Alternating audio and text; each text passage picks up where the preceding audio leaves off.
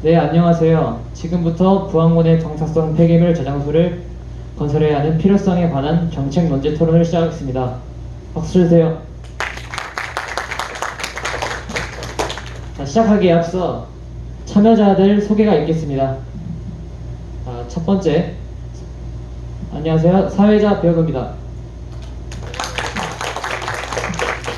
다음, 정부대표 중립 서정원 씨. 안녕하십니까. 다음, 전문가 중립 신진호 씨. 안녕하세요. 신진호입니다. 다음, 기업대표 찬성 이현성 씨. 안녕하세요.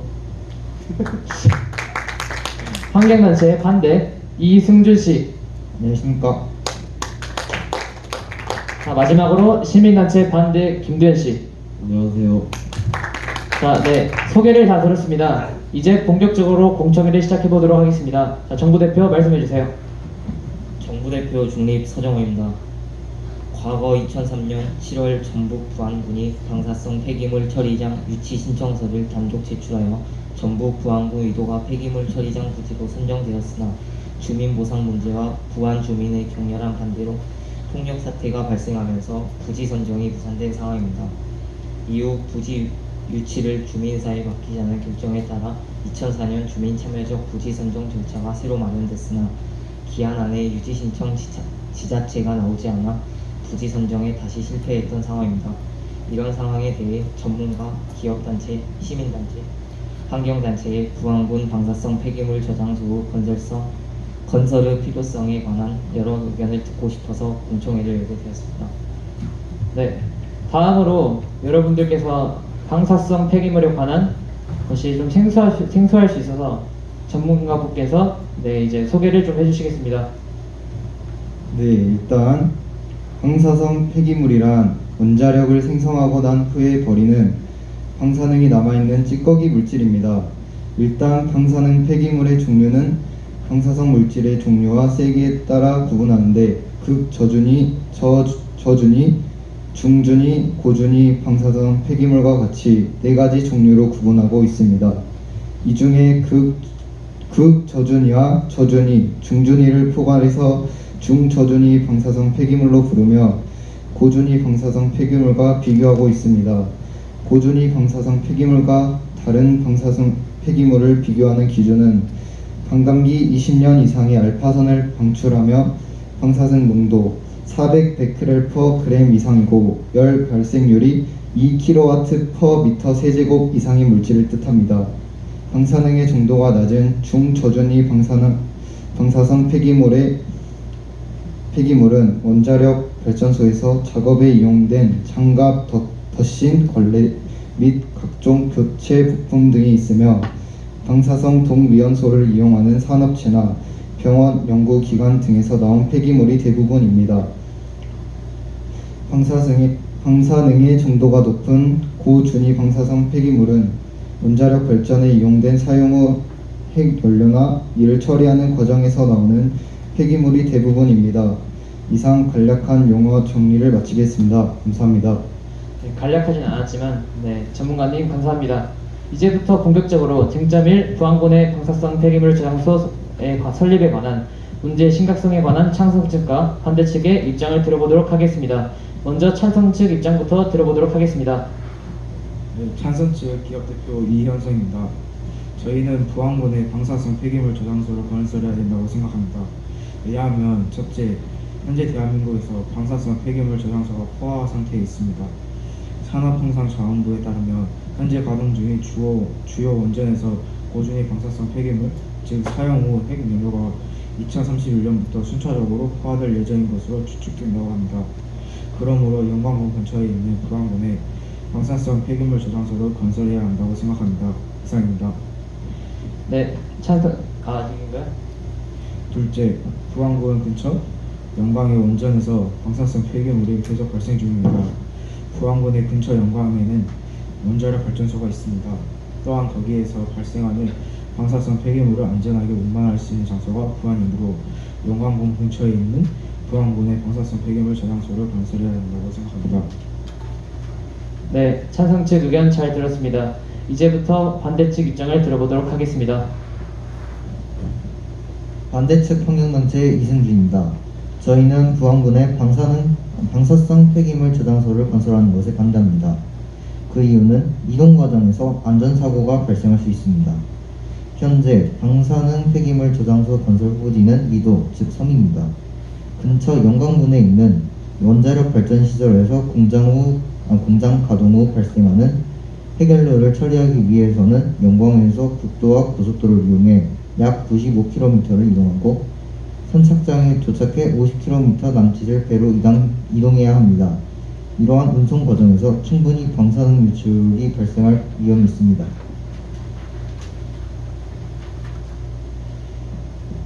현재 만약 방사능 유출 사고가 발생하게 된다면 부안군에 있는 변산반도 국립공원에 막대한 피해를 끼칠 수 있습니다.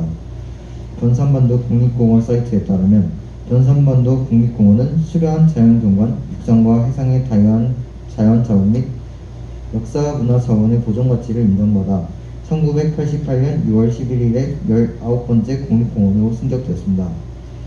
변산반도 국립공원은 육산의 대자연과 해상의 청정함이 아우르는 우리나라 유일의 반도형 국립공원이며 그곳에는 다양한 종의 생물들이 서식하고 있습니다. 하지만 방사능 유출이 발생하게 된다면 생명체들에게 막대한 피해를 끼칠 것입니다. 이러한 이유에서 부안군에 방사성 폐기물 저장소를 건설하는 것에 반대합니다. 네, 양측 입장 잘 들어보았습니다. 이제부터 쟁점일 부안군의 방사성 폐기물 저장소 설립에 관한 문제의 심각성에 관한 자유토론을 시작하겠습니다. 자유토론 진행 시 서로 간의 예절을 잘 지켜주시고 인신공격 등의 발언은 삼가해 주십시오. 시작하겠습니다. 안녕하세요. 반대측 시민단체 김주현입니다. 당선 측에서 영광군에 원자력 발전소가 위치한다고 하셨습니다. 전문가님, 영광군 이외에 다른 원자력 발전소가 존재하나요? 네, 존재합니다. 영광, 경주, 울진, 울산에 존재합니다. 그렇군요. 원자력 발전소 4곳의 위치를 볼 때 동해안 쪽 3개, 서해안 쪽 1개로 판단됩니다. 동해안 쪽 원자력 발전소가 서해안 쪽 원자력 발전소보다 2배 더 많습니다. 그렇다면 그 개수에 따라 서해안 쪽 저희 부안군이 아닌 다른 후보지를 선택하는 것이 더 옳지 않겠습니까? 하지만 이미 경주에 그 3개 원자력 발전소를 대체할 수 있는 방사성 폐기물 저장소가 존재합니다. 하지만 영광군은 위치상 경주와는 엄청나게 먼 거리에 있습니다. 그러므로 부안군의 방사성 폐기물 저장소를 건설해야 한다고 생각합니다. 환경단체에 질문 하나 드리겠습니다. 이동 과정에서 방사능이 유출할 수 있다고 하셨는데 유출될 수 있다고 하셨습니다. 하지만 방사능 유출을 막기 위해 설계 요건 준수, 품질 보증, 비상 대응 조치 계획 마련, 교육 훈련의 실시, 규정 일치 보증 등을 통한 매우 엄격한 규제가 시행되고 있습니다. 또한 이동 과정에서 발생한 방사능 유출 사례 또한 찾아볼 수 없습니다. 이에 대해 어떻게 생각하십니까? 현재까지 그런 사태가 없다고 하더라도 미래에 사고가 발생하지 않는다고 그 누구도 장담할 수 없습니다. 환경을 위해 그래서는 안 되겠지만 불의의 사고로 인해 방사능 유출 사고가 일어날 수 있다는 것입니다. 이상입니다. 네, 양측 입장과 쟁점에 관한 토론이 끝났습니다. 찬성 측은 현재 대한민국에서 발생한 방사성 폐기물 저장소가 포화 상태에 있다. 영광의 원자력 발전소에서 발생하는 방사성 폐기물 저장소가 필요하다라고 주장하고 있습니다. 그에 반해 반대 측은 이동 과정에서 안전사고가 발생 가능하다. 그리고 안전사고 발생 시 변산반도 국립공원의 생태계를 훼손할 것이다 라고 주장하고 있습니다. 네, 이제부터 부안군의 방사성 폐기물 저장소를 건설의 필요성에서 해결 및 실행 가능성에 관한 양측 입장을 들어보겠습니다. 저희는 부안군의 방사능 폐기물 저장소를 건설하는 것에 찬성합니다. 왜냐하면 현재 우리나라의 폐기물을 저장할 수 있는 저장소가 부족하기 때문에 부안군의 방사능 폐기물 저장소를 건설해야 합니다. 방사능이 사라지는 데 10만 년 이상이 걸리는 고준위 폐기물을 저장할 수 있는 곳이 현재 우리나라였기 때문에 약 16,000만 톤의 고준위 폐기물을 원자력 발전소 부지에 임시 보관 중입니다. 원자력 발전소 부지에 임시로 보관하게 된다면 만약 우리나라에서 더 이상 방사능 폐기물이 생성되지 않는다고 해도 이것들을 처리할 수 있는 방안이 없습니다. 하지만 부안에 고준위 방사능 폐기물을 저장할 수 있는 곳을 만든다면 이를 해결할 수 있습니다. 저희 반대 측은 부안군에 방사성 폐기물 저장소를 건설하는 것을 반대합니다. 왜냐하면 방사성 폐기물 저장 재처리 기술을 활용한 다른 대안이 존재하기 때문입니다. 방사성 폐기물 저장소의 재처리 기술이 개발되고 있고 발전 가능한 상태입니다. 현재 방사성 폐기물 저장 재처리 기술의 종류에는 파이로 프로세싱, 젠4 등이 존재합니다. 이는 방사성 폐기물을 영구 처분하는 방식이 아닌 재활용하는 방식으로 변환하는 기술입니다. 그러므로 지하의 영구 처분을 함으로써 생기는 환경적 문제를 막을 수 있습니다. 네, 양측 입장 잘 들어보았습니다. 이제부터 쟁점 이해에 관한 자유토론을 시작하겠습니다. 자유토론 진행 시 서로 간의 예절을 잘 지켜주시고 인신공격 등의 발언은 삼가해 주십시오. 시작하겠습니다.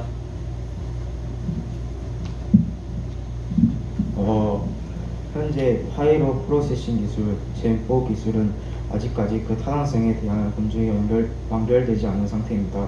이에 대해 어떻게 생각하십니까? 아직 완결되지 않은 상태인 건 확실하게 맞습니다. 하지만 과학기술이 발전함에 따라 방사능 재처리에 관한 기술 또한 연구 중에 있습니다. 그러므로 과학기술이 발전함에 따라 파이로 프로세싱 기술, 젠4가 미래에 상용화될 것이 틀림없습니다. 그리고 현재 고준위 방사성 폐기물을 저장하고 있는 상태라고 하셨는데요. 하지만 만약 파이로 프로세싱 기술 또는 젠4 기술이 발달하여 상용화된다면 고준위 폐기물을 재처리에 사용할 수 있다고 생각합니다. 이상입니다. 네, 양측 입장과 쟁점에 관한 토론이 끝났습니다. 찬성 측은 고준위 폐기물을 처리하기 위한 시설이 필요하다라고 주장하고 있습니다. 그에 관해 반대 측은 방사성 폐기물 저장소의 재처리 기술의 발달로 인해 건설하지 않아도 된다라고 주장하고 있습니다. 이제부터 부안군에 방사성 폐기물 저장소를 건설했을 때 생기는 효과와 부작용에 관한 양측 입장을 들어보겠습니다.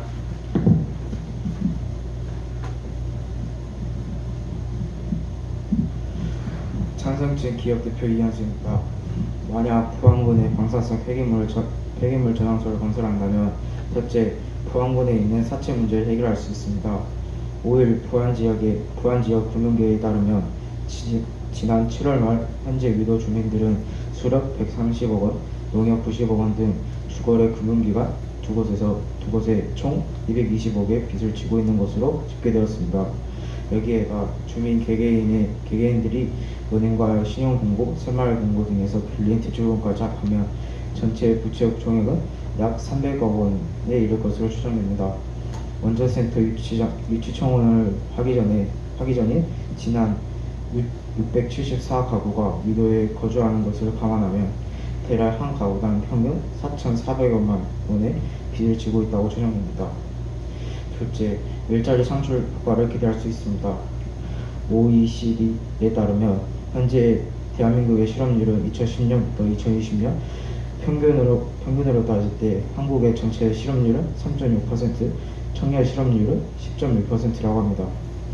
부안군에 방사성 폐기물 저장소를 설립함으로써 대한민국의 실업률 문제를 부분적으로 해결할 수 있습니다. 첫째, 부안군에 방사능 폐기물 저장소를 건설하게 된다면 농수산물 소비자들이 부안산 농수산물과 음식을 기피하는 현상이 일어날 수도 있습니다. 왜냐하면 아무리 방사성 폐기물 저장소가 안전하다고 하더라도 소비자들이 방사능에 대해 불안하게 생각하기 때문입니다. 그러므로 대부분의 생계수단이 농수산업인 현지 주민들에게 생계에 큰 타격을 줄 수 있습니다. 둘째, 부안군의 방사성 폐기물 저장소 건립에 관해 지역 주민의 심각한 반발이 발생할 수도 있습니다. 과거에 한번 지역 주민의 반발이 발생하여 폭력 사태로까지 이어졌던 것이기 때문에 만약 다시 한번 건설을 요청하게 된다면 그에 따라 다시 심각한 반발이 발생할 확률이 매우 높습니다. 네, 쟁점 3에 관한 양측 입장을 모두 들어보았습니다. 잠깐만요. 시간이 너무 많이 가니까 최종 입장으로 듣겠습니다. 네, 알겠습니다. 자, 마지막으로 양쪽 최종 입장을 들으며 공청회를 마무리하겠습니다. 찬성측 기업대표 이현수입니다. 저희 찬성 측은 부안군의 방사성 폐기물 저장소를 건설해야 한다고 생각합니다. 왜냐하면 첫째, 현재 대한민국에서 방사성 폐기물 저장소가 포화 상태에 있습니다. 산업통상자원부에 따르면 현재 가동 중인 주요 원전에서 고준위 방사성 폐기물 즉 사용 후 핵 원료가 2031년부터 순차적으로 포화될 예정인 것으로 추정된다고 합니다. 그러므로 영광군 근처에 있는 부안군의 방사성 폐기물 저장소를 건설해야 한다고 생각합니다. 그리고 부안군의 근처 영광에는 원자력 발전소가 있습니다. 거기에서 발생하는 방사성 폐기물을 안전하게 운반할 수 있는 장소가 부안이고 영광군 근처에 있는 부안군의 방사성 폐기물 저장소를 건설해야 한다고 생각합니다. 둘째, 고준위 방사성 폐기물을 저장하기 위한 장소가 필요합니다. 방사능이 사라지는 데 10만 년 이상이 걸리는 고준위 폐기물을 저장할 수 있는 곳이 현재 우리나라에 없기 때문에 약 16,000톤의 고준위 폐기물을 원자력 발전소 부지에 임시 보관 중입니다. 원자력 발전소 부지에 임시로 보관하게 된다면 만약 우리나라에서 더 이상 방사능 폐기물이 생성되지 않는다고 해도 이것들을 처리할 수 있는 방안이 없습니다. 하지만 부안의 고준위 방사능 폐기물을 저장할 수 있는 곳을 만든다면 이를 해결할 수 있습니다. 셋째, 만약 부안군의 방사성 폐기물 저장소를 건설한다면 첫째, 부안군에 있는 사체 문제를 해결할 수 있습니다. 약 한 가구당 평균 4,400여만 원의 빚을 지고 있다고 추정됩니다.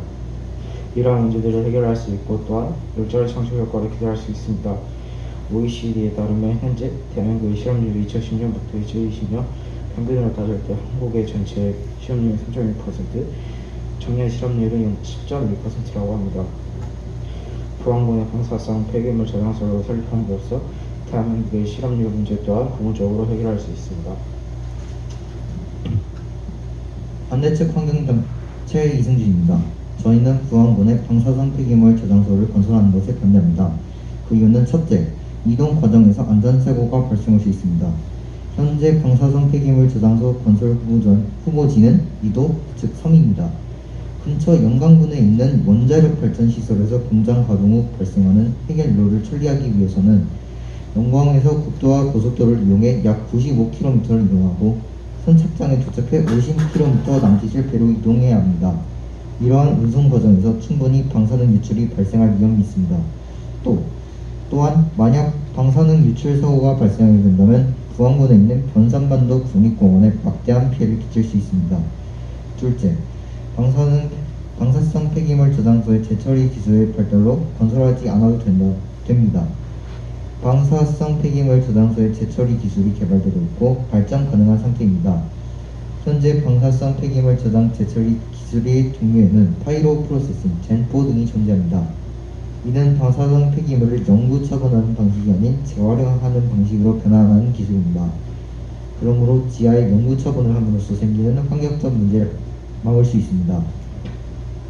셋째, 부안군의 방사능 폐기물 저장소를 건설하게 된다면 농수산물 소비자들이 부안군 농수산물을 기피하는 현상이 일어날 수 있습니다.